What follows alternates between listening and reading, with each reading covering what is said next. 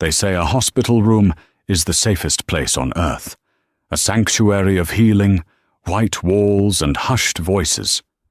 But for 32-year-old Sarah Jenkins, room 402 wasn't a sanctuary. It was a torture chamber. Imagine lying helpless in a hospital bed, 7 months pregnant, unable to run, while the woman destroying your marriage stands over you with a leather belt in her hand. And your husband? He isn't coming to save you. But there was one man who was watching from the shadows. One man who had been underestimated for too long. And when Sarah's father, Thomas, walked through those doors, he didn't just bring help. He brought a vengeance so cold, so calculated, and so unthinkable, it would leave an entire family in ruins. This is the story of how a father's love became a weapon. The rain battered against the reinforced glass of St. Jude's Medical Center, blurring the city lights of Seattle into a smear of grey and neon. Inside room 402, the silence was deafening. It smelled of antiseptic and dying flowers, specifically the wilting lilies Richard had bought 3 days ago, purely for appearances, before disappearing on another business trip. Sarah Jenkins shifted her weight, wincing as the monitors beeped in protest. At 32, she should have been glowing. She should have been painting the nursery or arguing over baby names. Instead, she was strapped to a fetal monitor, confined to strict bed rest due to severe preeclampsia. Her blood pressure was a ticking time bomb, and the stress was the detonator. She looked at her reflection in the darkened window. Pale skin, dark circles under her eyes, her blonde hair matted from days of sweating through fevers. She looked like a ghost haunting her own life. Her phone buzzed on the tray table. A text from Richard. "Meeting running late. Don't wait up. Love you." Sarah felt a hollow ache in her chest. Richard Jenkins, charming, wealthy, the VP of Sterling Hart Logistics, was a man who could sell ice to an Eskimo. He had sold Sarah a dream of a perfect life in the suburbs. But the reality was a lonely existence in a gilded cage. And lately, the cage had a second keeper.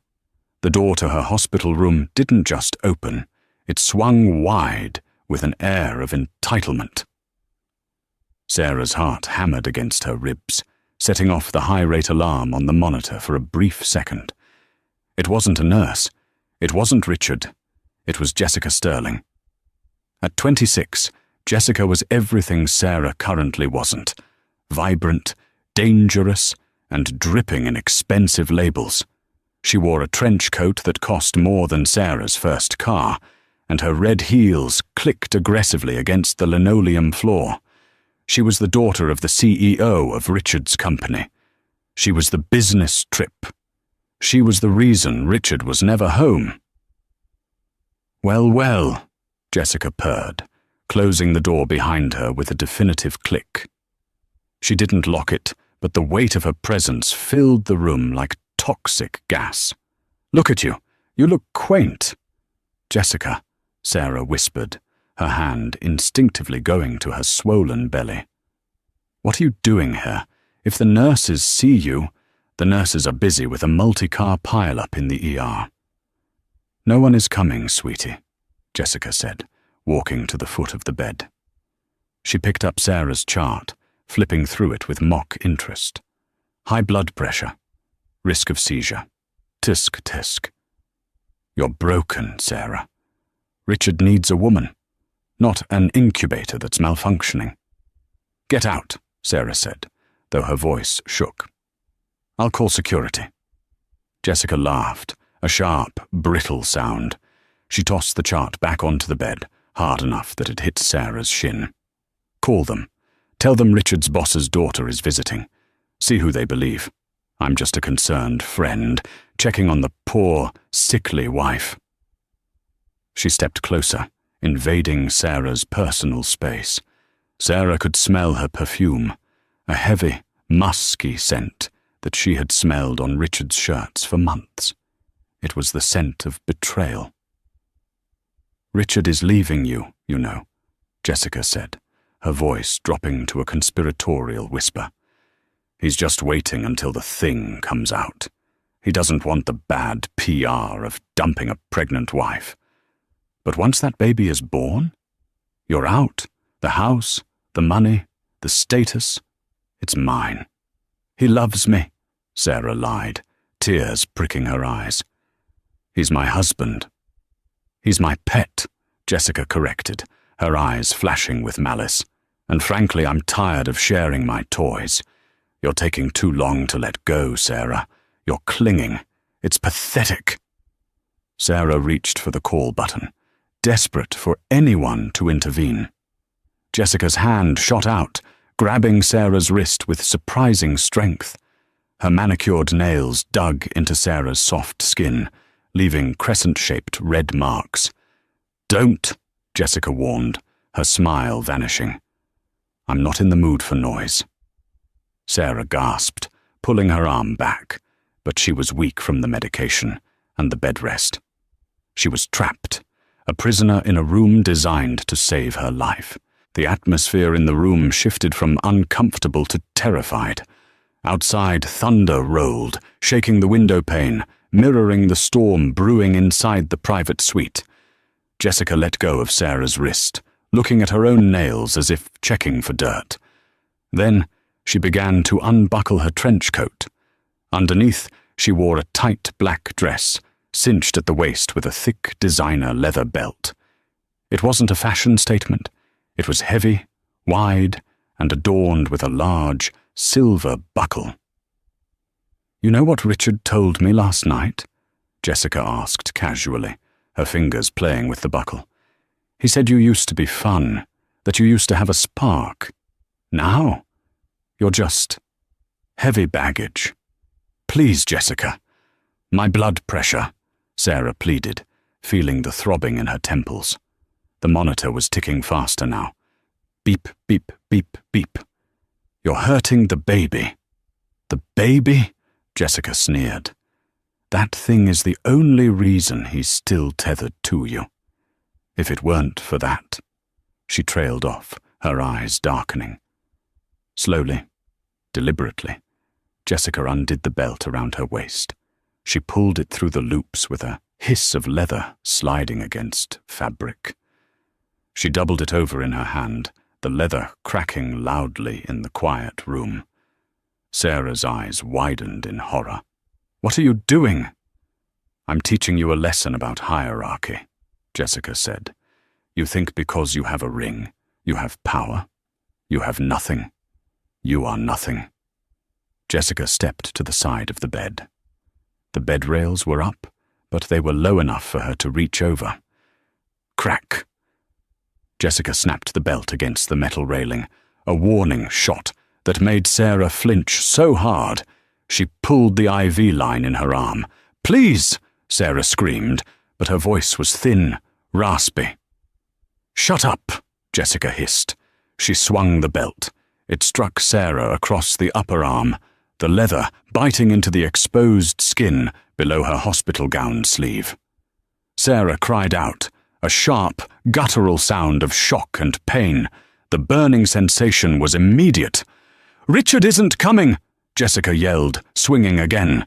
This time, the belt slap landed on Sarah's thigh, covered only by the thin sheet. "He's at dinner, with my father, discussing our future." Sarah curled into a fetal position, instinctively covering her stomach with her arms and knees. "Stop! Please, the baby! Look at you cowering!" Jessica spat. She was working herself into a frenzy, the jealousy and entitlement boiling over into violence. She struck Sarah's back, the heavy silver buckle grazing Sarah's shoulder blade. Sarah sobbed, the pain radiating through her exhausted body.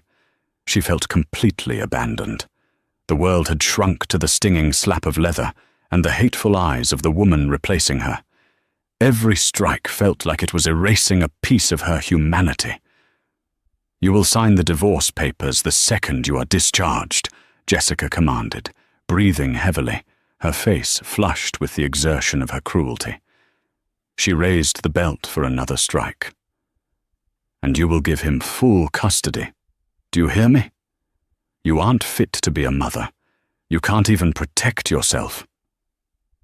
Sarah squeezed her eyes shut, waiting for the next blow, praying to a god she hadn't spoken to in years. The monitor was screaming now, a steady, high-pitched alarm indicating her blood pressure was entering a critical zone. Beep, beep, beep, beep, beep. Suddenly the door handle rattled. Jessica froze, the belt raised in mid-air. The door was locked.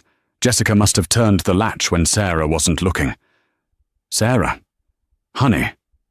It was a voice Sarah hadn't heard in 6 months. It wasn't Richard. It was deeper, rougher, worn down by years of factory work and unfiltered cigarettes. "Dad?" Sarah whispered, her voice barely audible. "Open this door." Thomas O'Malley's voice boomed from the hallway, muffled by the heavy wood. "I heard a scream! Open the damn door!" Jessica's eyes went wide. She lowered the belt, panic flickering across her face for the first time. She quickly looped the belt back around her waist, fumbling with the buckle, trying to compose herself. "Say a word," Jessica hissed at Sarah, leaning close, her breath hot on Sarah's tear-streaked face. "Say one word about this, and I tell Richard to cut off your health insurance tomorrow. You and this brat will die in a gutter. Do you understand?" Sarah nodded weakly, trembling uncontrollably.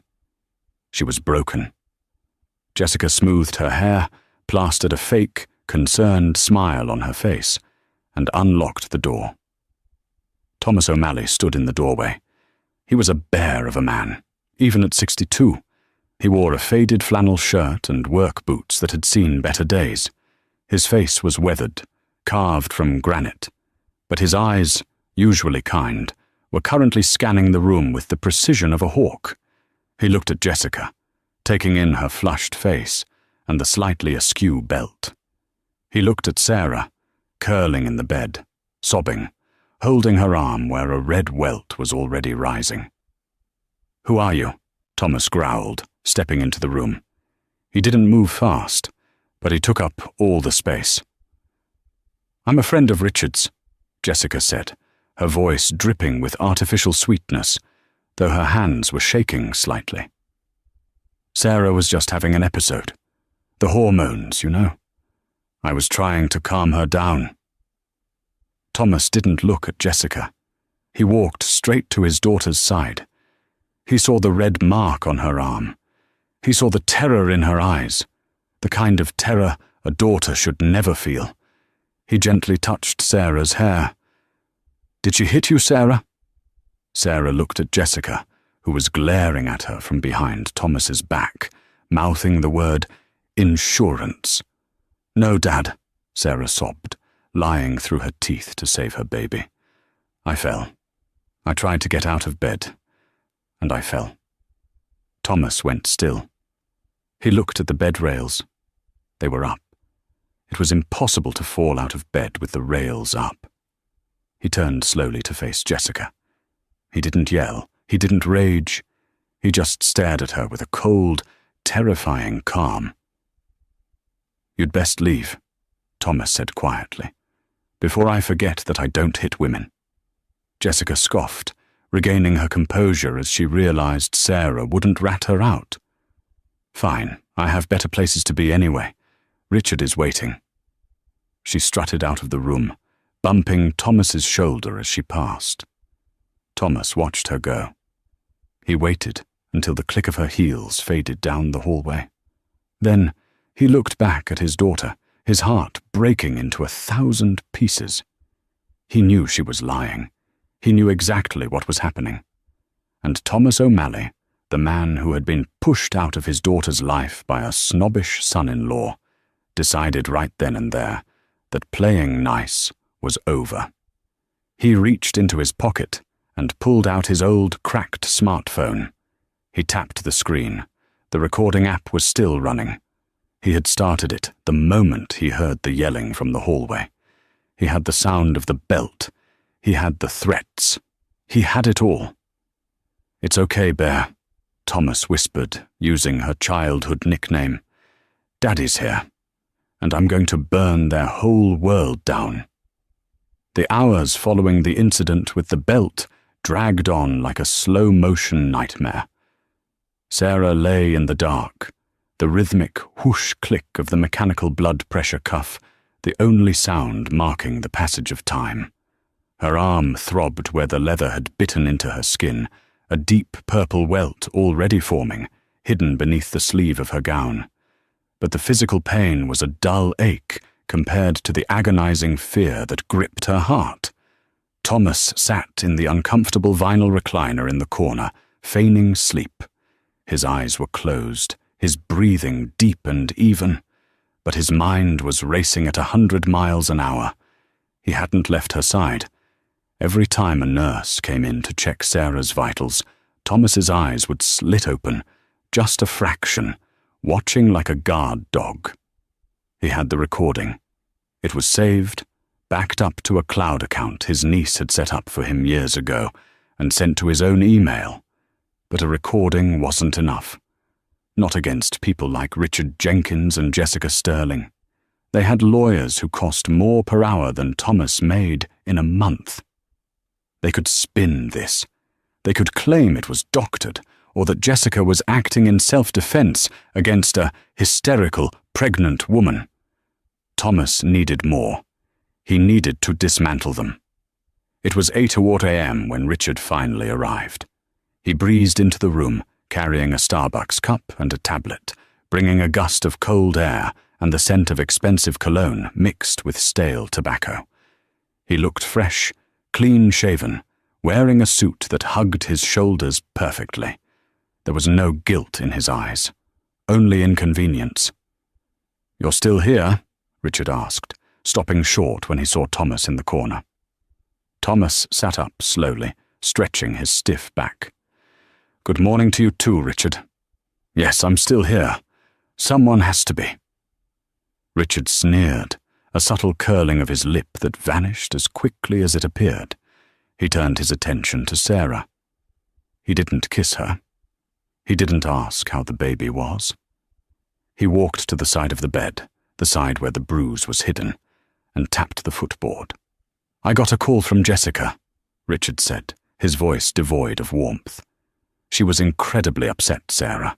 She told me she came by to bring you flowers and check on you, and you practically attacked her. She said you were screaming like a banshee." Sarah stared at her husband, her mouth slightly agape. The gaslighting was so brazen, so casual. "Richard, she hit me. She had a belt. She threatened to cut off the insurance." Richard sighed, the sound of a patient parent dealing with a toddler. He set his coffee down and rubbed his temples. "Sarah, stop. Just stop. We both know you've been unstable lately. The preeclampsia affects the brain. The doctor said so. Paranoia is a symptom." "I have a bruise, Richard," Sarah cried, reaching for her sleeve. "And Jessica said you fell against the bed rail while trying to lunge at her," Richard cut in smoothly. "Look, I'm not mad. I'm just disappointed.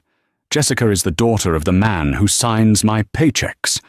Do you have any idea how embarrassing it is for me to get a call from the CEO asking why my wife is harassing his daughter?" Thomas stood up. The chair legs scraped loudly against the floor. "Harassing," Thomas repeated, his voice low and gravelly.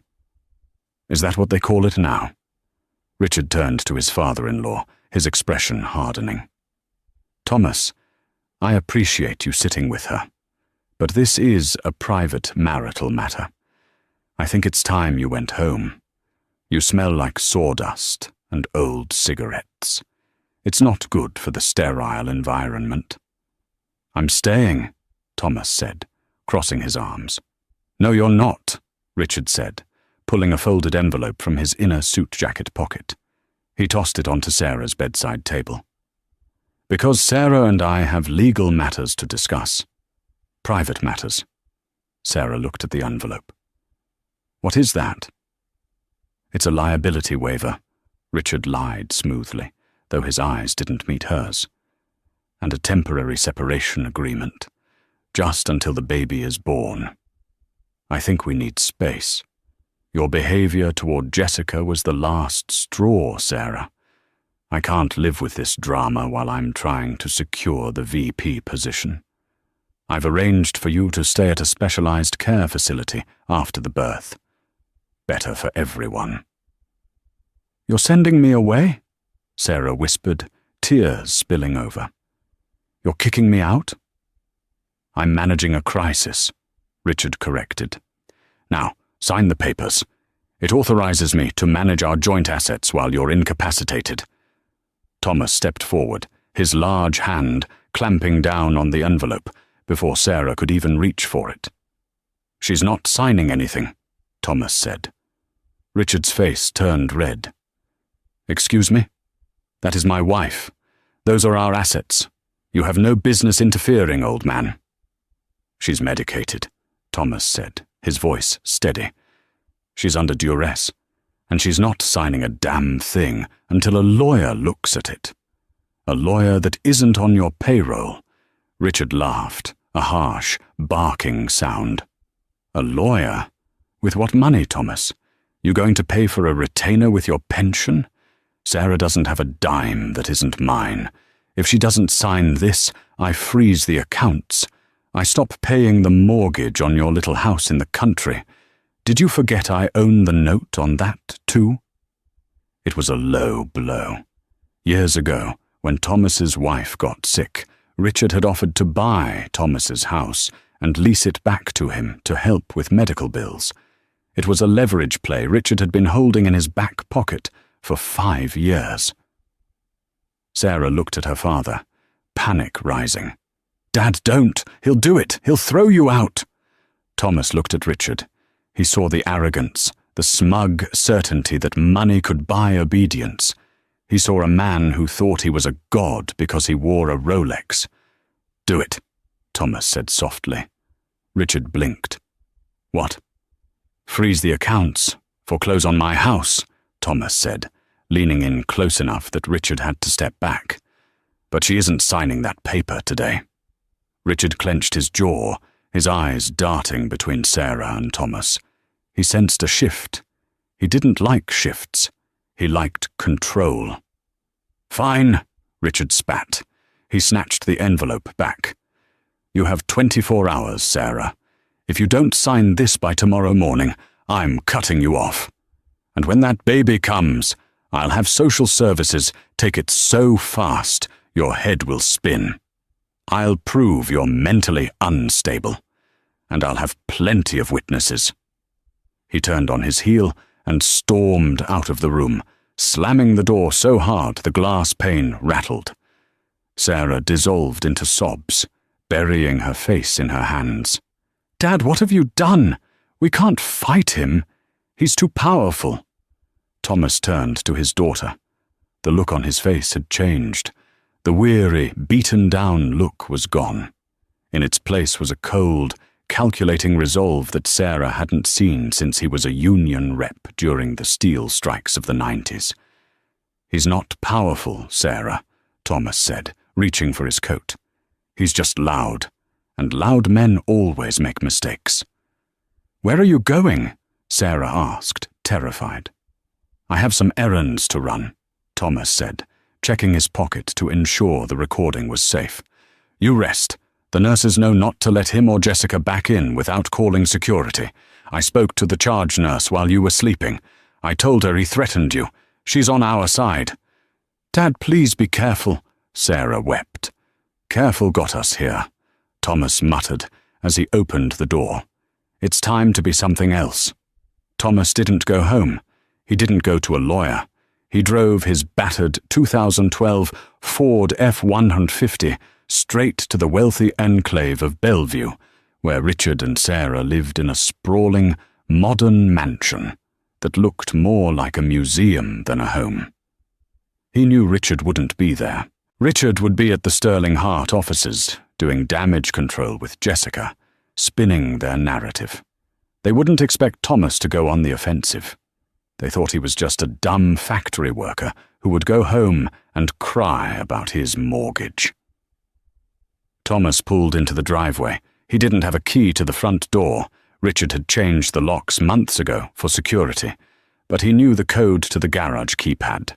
Sarah had given it to him so he could drop off a crib he had built by hand, a crib Richard had immediately relegated to the basement because it didn't match the aesthetic. Thomas punched in the code, 08145. Sarah's birthday. The door groaned and rolled up. The house was silent. It smelled of lemon polish and emptiness. Thomas wiped his boots on the mat. He was still a man of manners after all, and entered the mudroom. He moved with a surprising stealth for a big man, his senses on high alert. He wasn't here to steal. He was here to find out why Richard was so desperate for Sarah to sign those papers now. Why the urgency? If Richard was leaving her for Jessica, he could just file for divorce. Why the temporary separation agreement? Why the power of attorney over assets? Why threaten a pregnant woman with a belt to ensure silence? It was overkill. It smacked of desperation. Thomas went straight to Richard's home office on the second floor. It was a glass-walled room overlooking the lake, filled with mahogany furniture and self-aggrandizing awards. The desk was immaculate, too immaculate. Thomas sat in Richard's leather chair. He tried the computer. Password protected, of course. He opened the desk drawers. Pens, stationery, a bottle of scotch. Nothing incriminating. Think like a rat, Thomas whispered to himself. Where does a rat hide his cheese? He looked around the room. There was a large bookshelf filled with business books that looked like they had never been opened. Thomas walked over to it. He pulled out a few books. Nothing. Then he noticed something. On the bottom shelf, behind a row of oversized art encyclopedias, there was a small, grey metal box.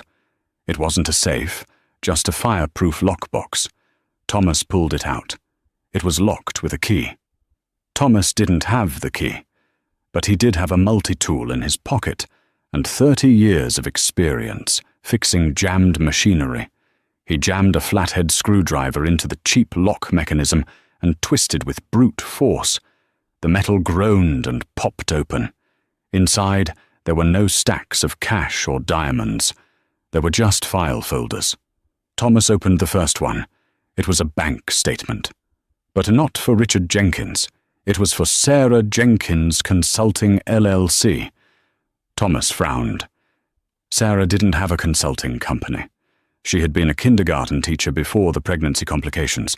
He scanned the statement. Deposit, $450,000, Sterling Hart Logistics. Withdrawal, $150,000, Cayman Holdings Limited.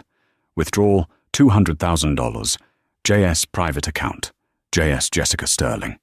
Thomas felt a chill run down his spine that had nothing to do with the air conditioning. He opened the next folder. Tax returns, all filed under Sarah's name, showing millions of dollars in income she never saw and millions of dollars in losses that were being written off. He flipped through more pages, emails printed out. From richard.jenkins.estelinghardt.com to jessica.sterling.estelinghardt.com. Subject, the audit. The IRS is sniffing around the logistics fund. We need to move the debt to the shell company ASAP. Sarah is the sole signatory on the LLC. If this blows up, she takes the fall.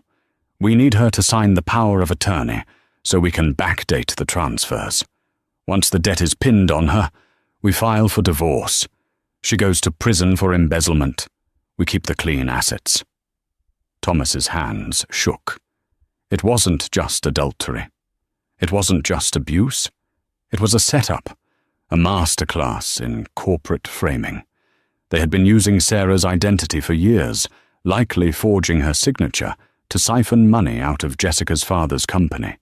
They were stealing from the company, hiding the money in offshore accounts, and leaving Sarah holding the bag for the missing millions. If Sarah signed that paper Richard gave her this morning, she would be authorizing them to finalize the frame job. She would be signing her own arrest warrant. "You sick sons of bitches!" Thomas hissed. He pulled out his phone and took photos of every single document. He photographed the bank statements, the emails, the forged signatures. He made sure every image was clear. As he was photographing the last page, he heard a sound. The front door downstairs opened. "I'm telling you, I left the separation papers here." Richard's voice floated up the stairs. "I need to grab the original copy before I go back to the hospital." "Just hurry up," Jessica's voice replied. "My dad is asking questions about the quarterly report." Thomas froze. He was trapped on the second floor. There was only one staircase. He shoveled the papers back into the lockbox, but the lock was broken. He couldn't put it back without it looking tampered with. He made a split-second decision. He shoved the most damning documents, the emails and the bank statements showing the transfers to Jessica, under his flannel shirt, tucked tight against his stomach. He shoved the box back behind the books. He looked around for an exit. The window? It was a 20-foot drop to a concrete patio. Steps thudded on the stairs. Richard was coming up. Thomas spotted the closet in the corner of the office. It was a shallow coat closet. It was a cliché, a desperate move, but he had no choice. He stepped inside, pulling the door shut just as Richard walked into the office. Through the slats in the closet door, Thomas watched. Richard walked to the desk, muttering to himself. He opened a drawer, rummaged around. "Where the hell is it?" Jessica walked in behind him. She looked agitated. "Richard, if Sarah doesn't sign that power of attorney, we can't offload the toxic assets. The audit starts in 3 days." "I know," Richard snapped. "I'm working on it. The old man is in the way. He's suspicious." "Then get rid of him," Jessica said coldly. "Plant drugs in his truck. Call the cops. I don't care. Just get him away from her so I can force her to sign." Thomas gripped the handle of the closet door from the inside, his knuckles white. Plant drugs?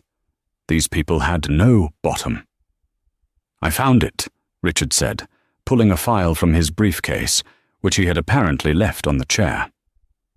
"Okay, let's go.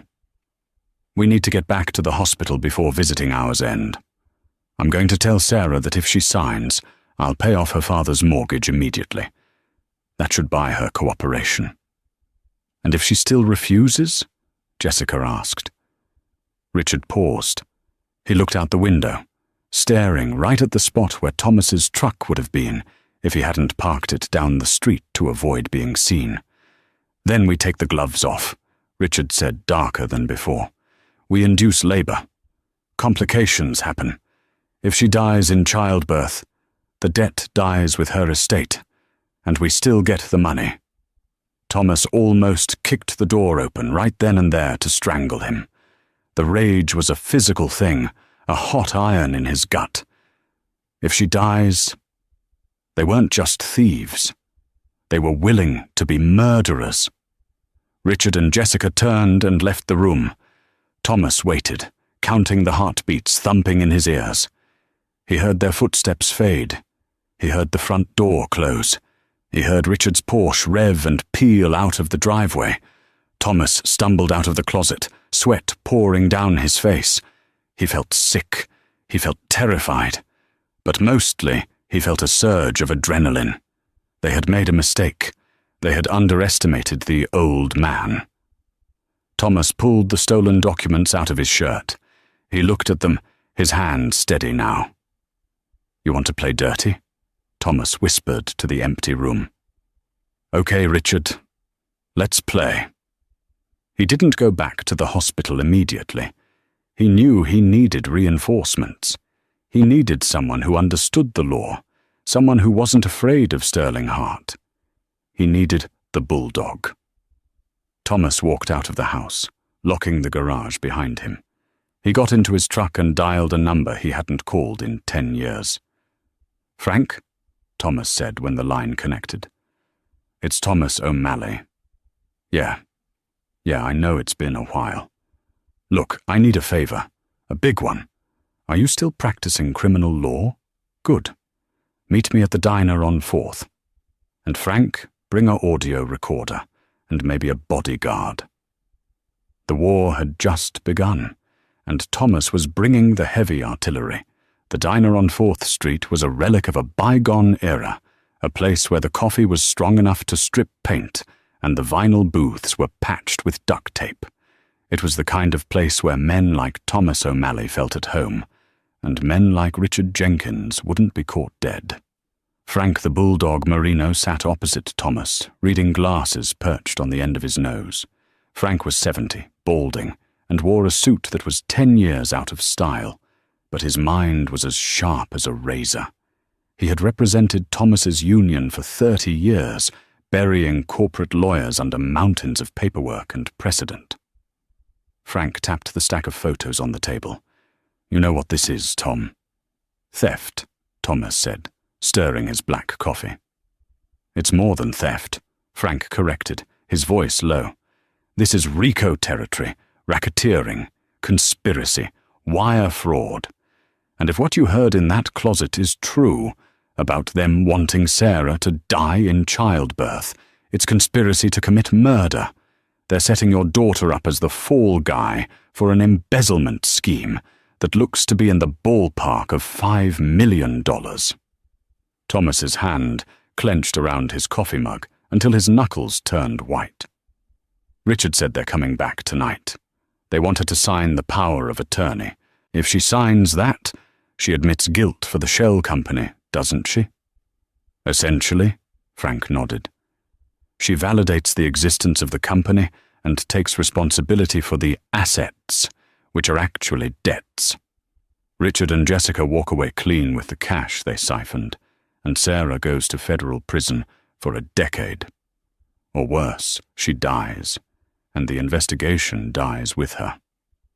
I won't let her sign, Thomas said.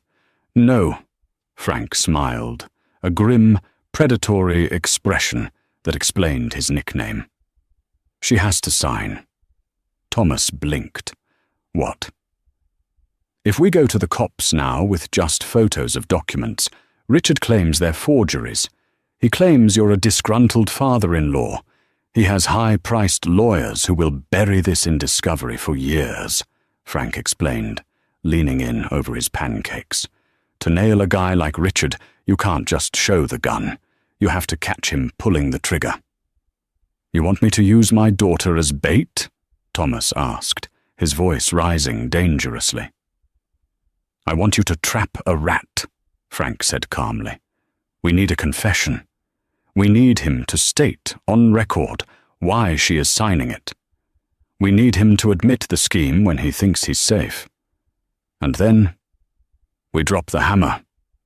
Frank pulled a small black device from his pocket. It looked like a car key fob.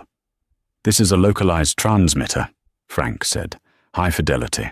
I'll be in the van in the parking lot recording everything. But we need a witness that Richard can't discredit. A witness that Richard fears. Thomas looked at the device, then out the rain-streaked window.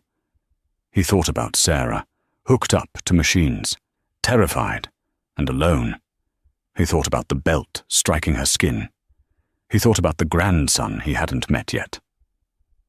I know a witness, Thomas said, a cold realization dawning on him. The only man Richard fears.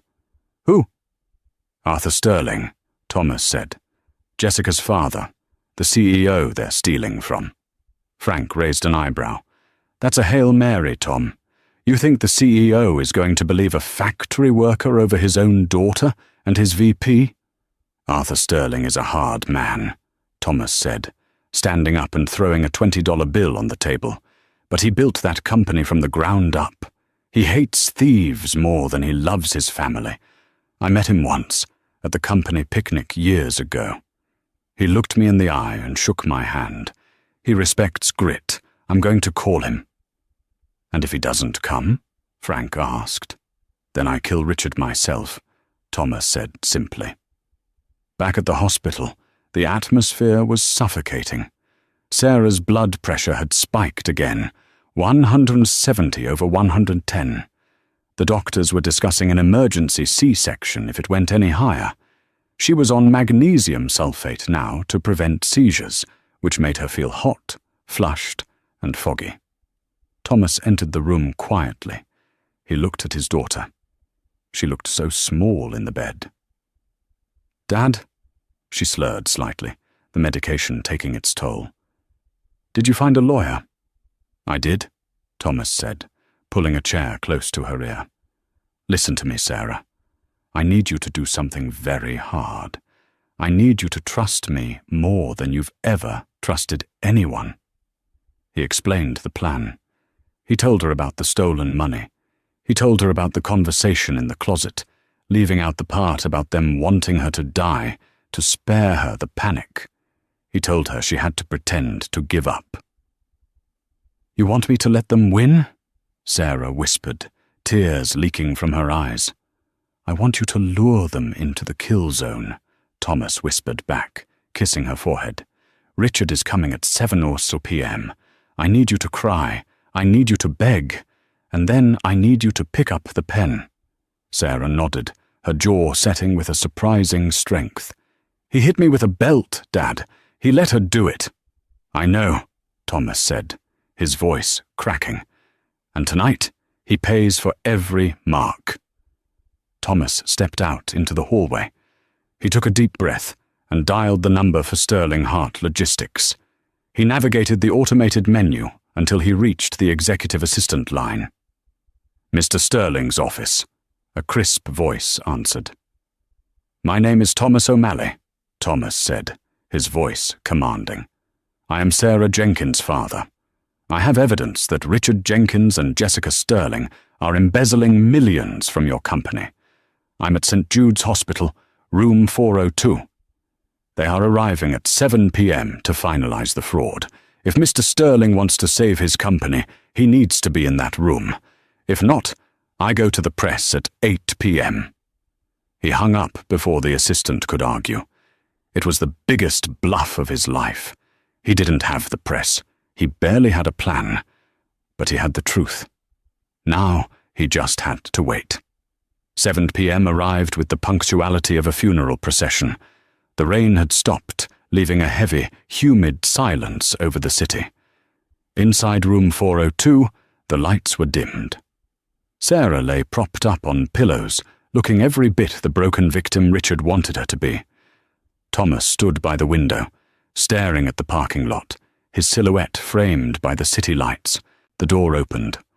Richard walked in first, wearing a fresh navy suit, projecting an aura of triumph. Jessica followed, wearing a white dress that looked innocent, but cost a fortune.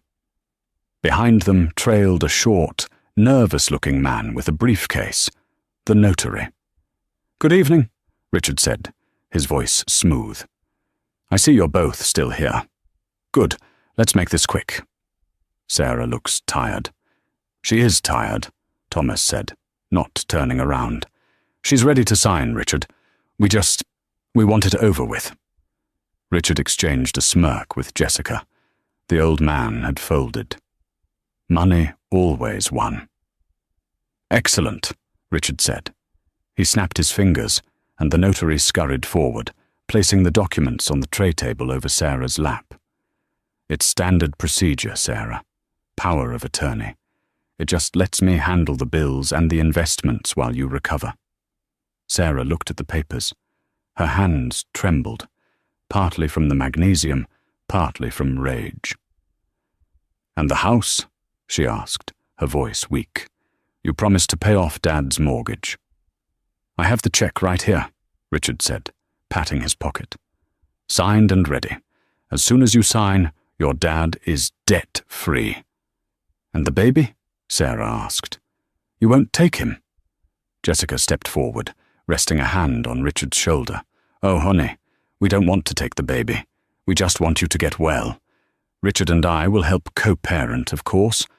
Once you're stable." The cruelty was veiled but sharp. Once you're stable meant never. Thomas turned around slowly. He looked old, defeated. He walked over to the bed. "Go ahead, Sarah. Sign it. We don't have a choice." Richard beamed. "Smart man, Thomas." Sarah picked up the pen. She hovered it over the signature line. "Wait," Thomas said suddenly. Richard's smile faltered. "What now?" Thomas looked Richard dead in the eye. "I just want to be clear.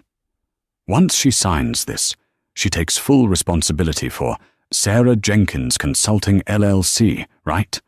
All the assets? All the liabilities?" Yes, legalese, Thomas. It's all hers," Richard said impatiently. "Just sign the damn paper." "And the transactions?" Thomas pressed, moving slightly closer to the bedside table where Frank's hidden key fob was taped underneath. "The transfers to the Cayman accounts? She's accepting those too?" The room went deadly silent. Richard's eyes narrowed.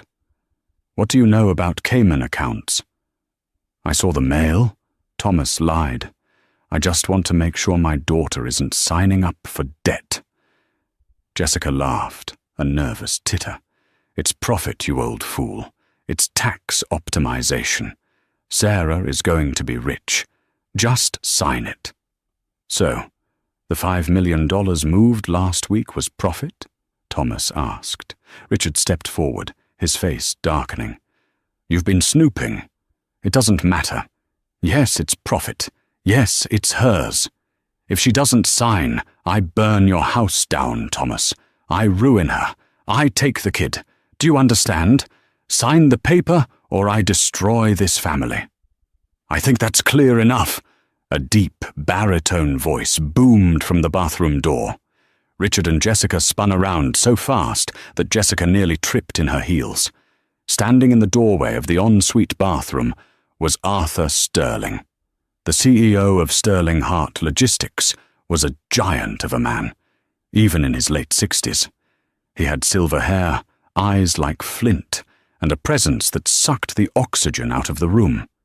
He had entered through the adjoining room's connecting door, arranged by the charge nurse at Thomas's request, 10 minutes prior. He had heard everything. Jessica's face went white. "Daddy?" Richard looked like he had been punched in the gut. He opened his mouth, but no sound came out. Arthur Sterling walked into the room. He didn't look at Richard. He looked straight at his daughter. "Tax optimization?" Arthur asked, his voice shaking with suppressed rage. "Is that what we're calling embezzlement now, Jessica?" "Daddy, no, it's not," Jessica stammered, reaching out. "This old man, he's lying. He's manipulating you." "I heard you," Arthur roared, making everyone flinch. "I heard you threaten a pregnant woman. I heard you admit to the Cayman transfers. I've been wondering where the liquidity in the logistics fund went. I thought it was the market. But it was you. My own flesh and blood." He turned to Richard. The look of disgust on his face was absolute. "And you," Arthur spat. "I brought you into my home. I gave you a career. And you repay me by stealing from me and beating your wife." "I never touched her," Richard protested, raising his hands. "She's crazy. She's hormonal." "He did," Sarah spoke up, her voice suddenly strong. She pulled up the sleeve of her gown. The purple, yellow, and black bruise from the belt was gruesome against her pale skin. And Jessica did it, with her belt, while Richard laughed about it on the phone. Arthur looked at the bruise. He looked at the belt Jessica was still wearing. The silver buckle matched the shape of the welts perfectly. Arthur Sterling closed his eyes for a moment, a pained expression crossing his face. When he opened them, the father was gone. Only the CEO remained. "You're fired," Arthur said to Richard, "effective immediately. You will be escorted from the building by security. You are barred from company property." "You can't do that!" Richard screamed, his composure shattering. "I know where the bodies are buried, Arthur. You fire me, I take the company down." "You won't have time," Thomas interrupted. Thomas walked to the door of the hospital room and opened it. Frank Marino stood there. Beside him were two uniformed police officers and a detective in a cheap suit. "Richard Jenkins, Jessica Sterling," the detective said, stepping into the crowded room. "I'm Detective Miller, Seattle PD, Financial Crimes Division. We received a packet of evidence this afternoon regarding wire fraud and identity theft, and we just heard a very interesting conversation via a live wire." Richard looked at the notary. The notary dropped the briefcase and bolted out the door, knocking over a nurse in the hallway. "It's a set-up," Jessica shrieked as the officer approached her. "Daddy, do something! They're arresting me!" Arthur turned his back on his daughter. He walked over to Sarah's bedside. "I am sorry," he said, his voice thick with emotion. "I raised a monster. I will pay for everything. The hospital, the baby, everything." "Daddy!" Jessica screamed as the officer cuffed her hands behind her back, the same hands that had wielded the belt only yesterday. Richard tried to run. He lunged for the gap between Thomas and the door, but Thomas was ready. As Richard tried to shove past, Thomas didn't step aside. He stepped in. He planted his feet, wound up his right arm, heavy with 40 years of manual labor, and connected a hook to Richard's jaw that sounded like a gunshot. Richard's feet left the floor. He crumpled into a heap of expensive wool and failure. Thomas shook his hand, wincing slightly. "That," Thomas said, looking down at his son-in-law, "was for the belt." The police dragged a dazed Richard and a sobbing Jessica out of the room. The hallway filled with the commotion of the arrest, the flashing of radios, and the stares of curious nurses. Inside room 402, silence returned. Sarah began to cry, but they were tears of relief. The monster was gone. The cage was open. Thomas sat on the edge of the bed and held his daughter. He was tired, he was old. But he had won. "Is it over?" Sarah asked, burying her face in his flannel shirt. "It's over, Bear," Thomas whispered. "It's all over."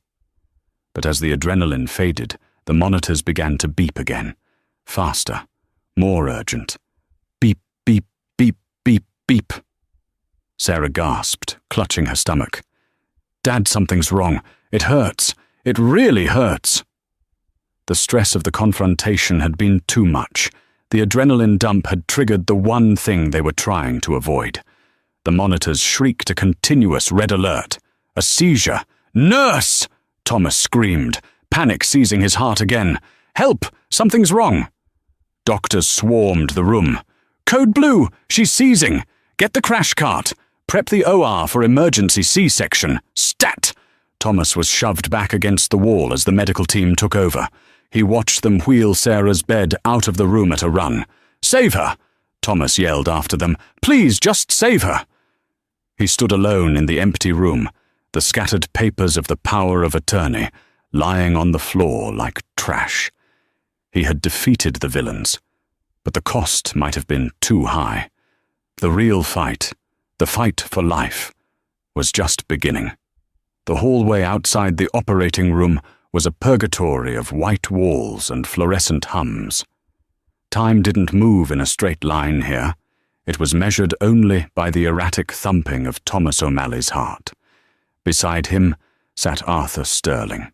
The billionaire CEO looked out of place in the plastic chair, his tailored suit rumpled. He hadn't left. He had sent his lawyers to handle the police, but he stayed for the woman his daughter had tormented. "She's a fighter, Thomas," Arthur said softly. "If she has half your grit, she'll pull through."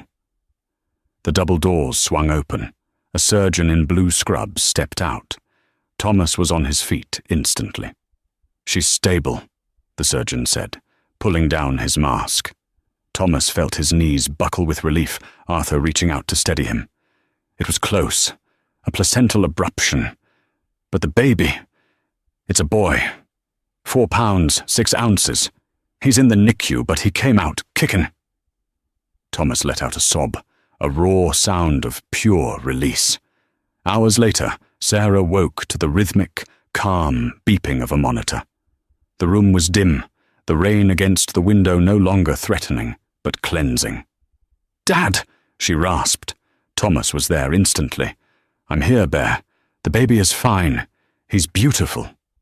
Sarah's eyes filled with tears. "And Richard?" "Gone," Thomas said, his voice hard. "Locked up. No bail. And Jessica is in the cell next to him. Arthur didn't protect her." Sarah closed her eyes, the nightmare finally dissolving. "I named him," she whispered. "Thomas. Tom for short. Because he's going to be strong like his grandpa." Thomas froze, his heart swelling until he thought it might burst. He kissed her forehead, weeping silently. 3 months later, the King County Courthouse was packed. The Sterling Hart scandal had dominated the news, but the courtroom went silent as Richard and Jessica were led in. They looked nothing like the polished predators of room 402. Richard was gaunt. Jessica looked like a frightened child. Frank the bulldog merino dismantled them. He played the audio from the hospital room and displayed the forged financial documents. But the nail in the coffin was their own greed. "It was her idea," Richard screamed during cross-examination. "She threatened to fire me if I didn't help her steal from her father." "Liar!" Jessica shrieked back. "He seduced me. He used me to pay off his debts." The illusion of their love evaporated, replaced by the desperate clawing of rats on a sinking ship. The verdict took less than 3 hours. Guilty on all counts. The judge, a stern woman, looked over her glasses at Richard. "Mr. Jenkins, you preyed on a pregnant woman and plotted to leave her destitute or dead. I sentence you to 15 years in federal prison." She turned to Jessica.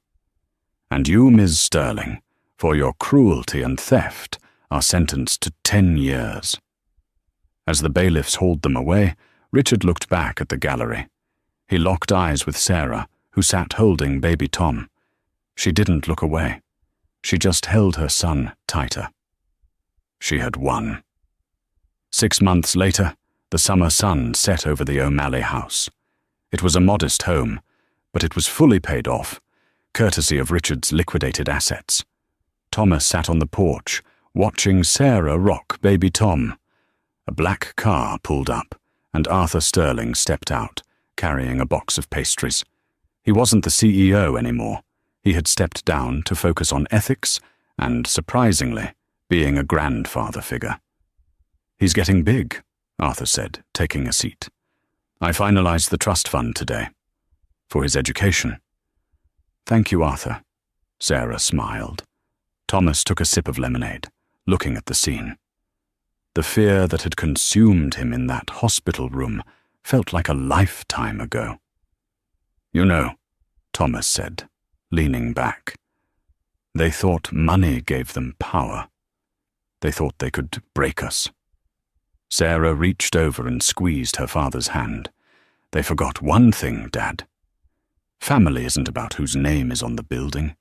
It's about who shows up when the storm hits." Thomas smiled, watching a firefly flicker to life in the dusk. "Yeah," he whispered. "We showed up." And that is the story of how a father's intuition and a mother's resilience brought down an empire of greed. Richard and Jessica thought they were untouchable, but they underestimated the most dangerous force on earth, a parent protecting their child. It's a chilling reminder that justice, though sometimes slow, is always watching. What would you have done if you were Thomas? Would you have waited for the police or taken matters into your own hands sooner? Let me know your thoughts in the comments below.